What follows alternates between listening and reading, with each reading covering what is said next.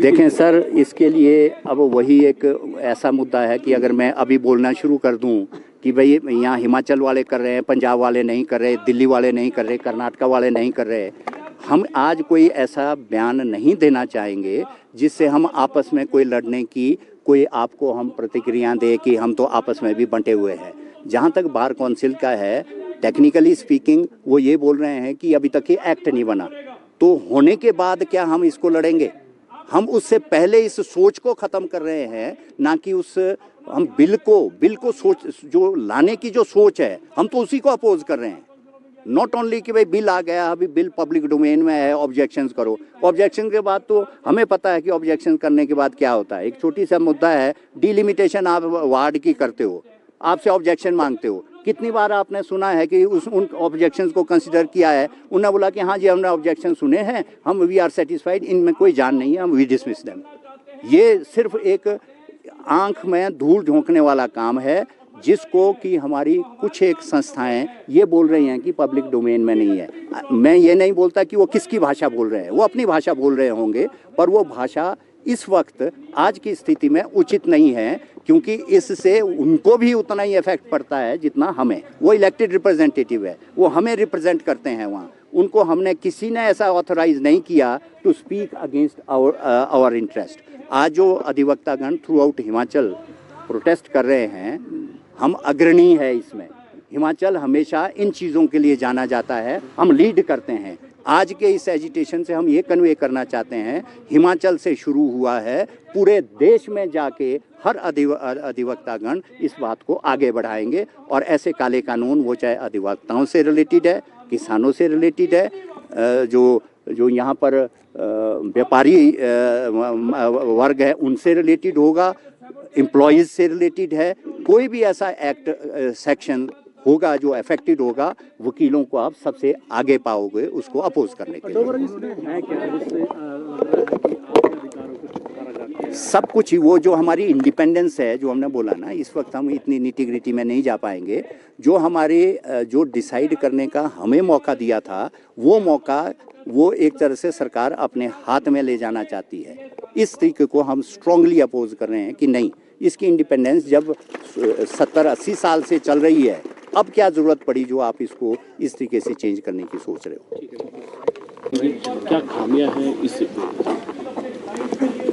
ये एक जो बिल इंट्रोड्यूस हुआ है, इनफैक्ट ये बिल की पीछे की जो सोच है, all advocates through out country हम इसको अपोज कर रहे हैं। इसको हम ये साजिश मान रहे हैं कि ये एक हमारी जो वकीलों की एक संस्था होती है, उसको डिस्टेबलाइज करने की एक अटेम्प्ट है। और ये एक बड़ा सिस्टमेटिक तरीका है। इससे पहले अगर कानून की नज़र से देखो, 3 एक्ट्स बने थे, उसके बारे में भी इसी तरीके की एक सुजेशन आई थी कि हम इसको लोगों से राय लेंगे, उसके बाद हम इसमें कोई तब्दीली करेंगे।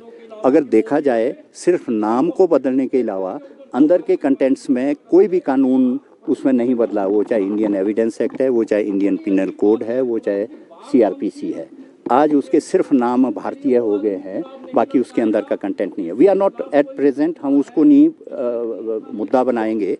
पर उसके बाद आया, उन्होंने सोचा कि जब ये एक्ट्स हमारे बन गए हैं, तो एडवोकेट्स एक्ट में भी क्यों ना ऐसे सुजेशन डाले जाए, फॉरेन के एडवोकेट्स वो यहाँ आ सकेंगे, वो अपने किसी एक पर्टिकुलर संस्था से रजिस्टर हो जाएंगे, वो अपने वकालत कर पाएंगे। यहाँ पर जो वकीलों का एक इंडिपेंडेंट, अगर पुराना कानून का आपको पता हो, 1961 एक्ट में एक बार काउंसिल का गठन होता है through out India, bar council of India. इसी तरीके की स्टेट बार काउंसिल भी होती है। कोई भी मिसकंडक्ट कोई वकील करता है, वो एक संस्था ऐसी है जो उसके बारे में डिसीजन लेती है कि ये मिसकंडक्ट है या इसके पीछे कोई अलग से लिटिगेंट कोई गलत तरीके से तो कोशिश तो नहीं कर रहा है। उसके लिए एक इंडिपेंडेंट प्रोसेस, एक तरीका उस एक्ट में ऑलरेडी प्रोवाइडेड था। उसको ख़त्म करके वो बोलते कि नहीं, जो बार काउंसिल होंगे उसमें भी कुछ नॉमिनीज गवर्नमेंट के होंगे और उसमें डिसिप्लिनरी इस तरीके से होगा। मीनिंग देयर बाई जो एक इंडिपेंडेंस थी एक इस संस्था की, वो इसको ख़त्म करने की एक अटेम्प्ट है। मकसद क्या है कि ये आज क्या है, कानून जब भी कहीं कोई प्रॉब्लम होती है सोसाइटी में, उसको आगे प्रोजेक्ट करने वाले कौन है? अधिवक्तागण है। अधिवक्तागण को ही अगर आप कमज़ोर कर दोगे तो उनकी चाबी उनके हाथ में होगी कि अगर आप इस ढंग से इसमें अगर नहीं करते हैं तो कल को हम ये चाबी घुमाएंगे, तो आप इसलिए इस ढंग से करो या ना करो। तो ये एक स्वायत्तता की बात है, जो इंडिपेंडेंस की बात है, उस इंडिपेंडेंस और स्वायत्तता के लिए हम उसमें हम आज जो एजिटेशन है ये एक इंडिकेशन है उनके लिए कि डोंट थिंक कि हमें पता नहीं चल रहा है कि आपकी अटेम्प्ट क्या है। क्या कोई फॉरेन की ऐसी कंपनीज यहाँ हैं जो आना चाहती है, जो अपने साथ अपने सो कॉल्ड वकीलों को भी लाना चाहती है और अपने तरीके से कानूनों को भी लाना चाहती है? हम उस पर नहीं जाएंगे इस स्टेज पे, पर हम आपकी नीयत समझ गए हैं।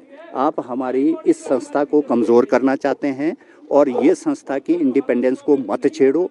Well considered acts were there. अगर कोई डेलिब्रेशंस करने की ज़रूरत है तो एक तरीके से, जिस तरीके से कमिटीज़ बनती है, जिस तरीके से डेलिब्रेशंस वकीलों की इसमें होनी चाहिए, हमारी संस्थाओं की होनी चाहिए, उन लोगों को एसोसिएट करो और उसके बाद कोई भी आप तरीका है उसको करो।